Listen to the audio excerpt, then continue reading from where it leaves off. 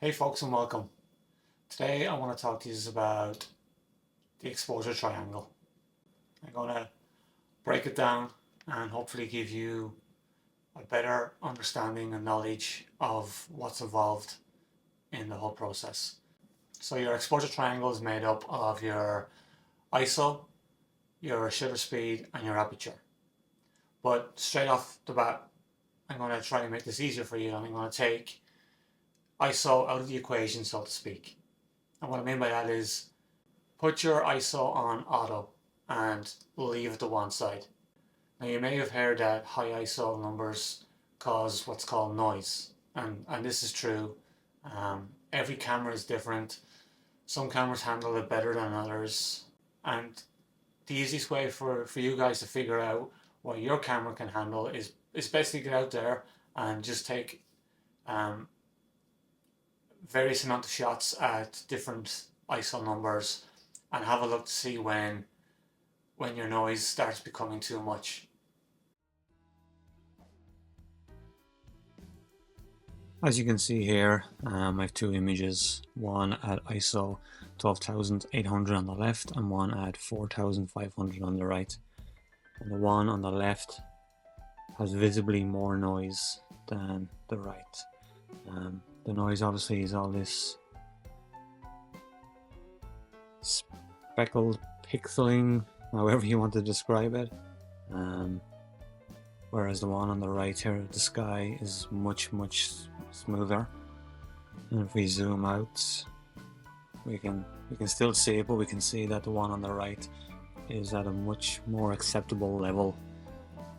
You can even see it here too in the car. You can see the noise on the bonnet on the side versus here on the right, where it's not quite as bad. These are both raw images as well, just in case. I've done no editing to either of them. But yes, in theory, you always want to try and keep your ISO as low as possible. We can actually have a look at that now too, if you like. So if you want to just grab your camera there, let's put it in aperture priority. We will pick, let's pick a mid-range of f8 to start with, and your ISO on auto. So that's aperture priority mode, f8 aperture, and let's put your ISO on auto. So what we can do then is, I'm just going to use the back of my phone because it's nice and dark, and I'm going to point my camera at it and focus on the back of the camera, and it's giving me an ISO reading of 3,200. So then if I look into the room where it's obviously, it's not sunlight, but it's dim, and I do it, my ISO is now changed to 1000. And then if we do it out the window into the sunshine, I get a reading of 100.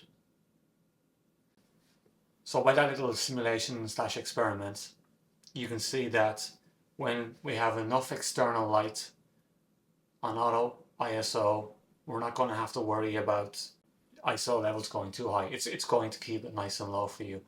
It's when it comes to nighttime, that's when you might have to be more careful and pay more attention to it.